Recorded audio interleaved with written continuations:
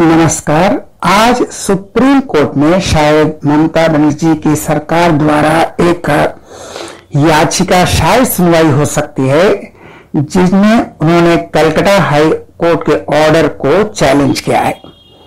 Calcutta high court का order था कि जो संदेश खाली में जितने भी जमीन हड़पने की केस है वह सीबीआई जांच करेगी, और उन्होंने कहा कि जो स्टेट है और स्टेट पुलिस है उनको मदद करेंगे, उनको हर तरीके से हर इंफॉर्मेशन प्रोवाइड करेंगे और मदद करेंगे। तो इनका कहना है कि हाई कोर्ट का ऑर्डर बहुत ही जेनरिक है, बहुत ही अनस्पेसिफाइड है, यानी बहुत ही वेग है।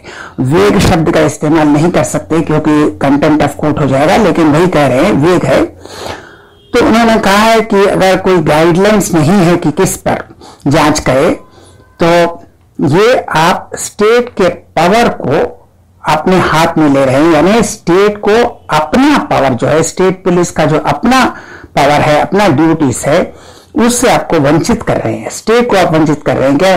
जब भी स्टेट पुलिस बेकार है आप उसे सीबीआई को दे दो, और किसी पीआईएल से रिलेटेड है या नहीं, सब केस आप सीबीआई को दे देते हैं। तो यह स्टेट पुलिस का जो अपना रोल है वहां पर कहीं ना कहीं आप उसका आघात कर रहे हैं। तो सब कॉग्नाइजेबल ऑफेंस जो है, जितने भी कॉग्नाइजेबल ऑफेंस हैं, चाहे वह लैंड ग्रैबिंग यानी जमीन हड़पने का मामला हो, या खेती के जमीन को भेरी में कन्वर्ट करने वाला हो, या गैर कानूनी तरीके से कहीं मछली पालन करने का हो, यह स्टेट पुलिस के तहत आता है, यह स्टेट पुलिस के अंडर में आता है, वेस्ट बंगाल पुलिस के अंडर में आता है।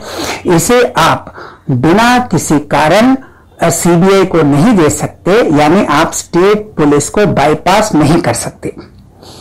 अब यहां पर एक इंटरेस्टिंग चीज यह है कि ये संदेश खाली या शाहजहां केस का नहीं है। अब एक टेक्निकल मसला आता है कि अगर स्टेट में कुछ लोकल क्राइम होता है, ईडी पर हमला अलग चीज था, ईडी पर जो हमला था उसको सीबीआई को दे दिया गया, वहां कोई प्रॉब्लम नहीं था, क्योंकि ईडी जो है वह सेंट्रल एजेंसी है। तो आपने उन पर हमला, सबसे जो गंभीर मामला था ईडी पर हमला, सबसे गंभीर मामला, उसको आपने सीबीआई को दे दिया।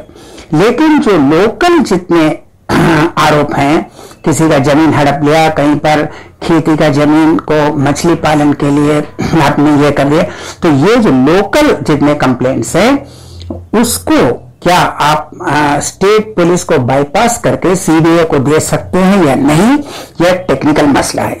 यह शायद आज सुनवाई होगा। ये जस्टिस बीआर गवई और justice Sandeep Mehta supreme court में शायद इस बात की सुनवाई करेंगे, लेकिन इस बीच वहां से बहुत से हथियार बरामद हुए हैं। सीबीआई और एनएसजी कमांडोज संदेश खाली से बहुत से हथियार बरामद किया है, उसमें विदेशी पिस्टल भी है। तो ये एक केस है। तो सीबीआई ने भी एक एफआईआर रजिस्टर किया है। तो सब केस को मिलाकर क्या यह स्टेट पुलिस यानी वेस्ट बंगाल पुलिस से हटकर आप बिना किसी कारण इसको सीबीआई को दे सकते हैं या नहीं, यह एक टेक्निकल मसला है। आज यह सुप्रीम कोर्ट में सुनवाई होगा। उन्होंने कहा है कि यह नहीं हो सकता, क्योंकि लोकल अगर किसी का जमीन कोई हड़पता है, जमीन कब्जा करता है, गैर कानूनी कब्जा करता है, तो यह स्टेट पुलिस का मामला है, या बिना कारण आप स्टेट पुलिस को बाईपास करके उनके सर के ऊपर से जाकर आप डायरेक्टली सीबीआई को नहीं दे सकते। हाई कोर्ट ऐसा ऑर्डर नहीं पास कर सकता। तो यह टेक्निकल मामला शायद आज सुप्रीम कोर्ट में सुनवाई हो सकता है। तो देखेंगे, यह इंटरेस्टिंग रहेगा कि सुप्रीम कोर्ट क्या जजमेंट देता है।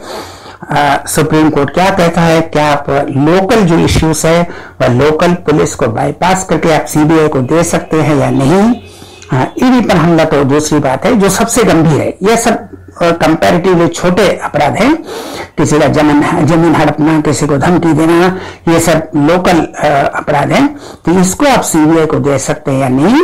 और इस बीच एक हथियार, बहुत से गैर कानूनी हथियार पाए गए हैं, उसका भी एफआईआर है। तो सब आप क्या एक one hand eight one go, एक साथ बंच बल्क में आप सीबीआई को दे सकते हैं या नहीं, या हाई कोर्ट को कितना अधिकार है, इस पर आज सुप्रीम कोर्ट सुनवाई करेगा। तो देखते हैं इसका डिसीजन, इसका जजमेंट क्या होता है। तो हम फिर मिलेंगे ऐसे और वीडियो के साथ, तब तक के लिए नमस्कार।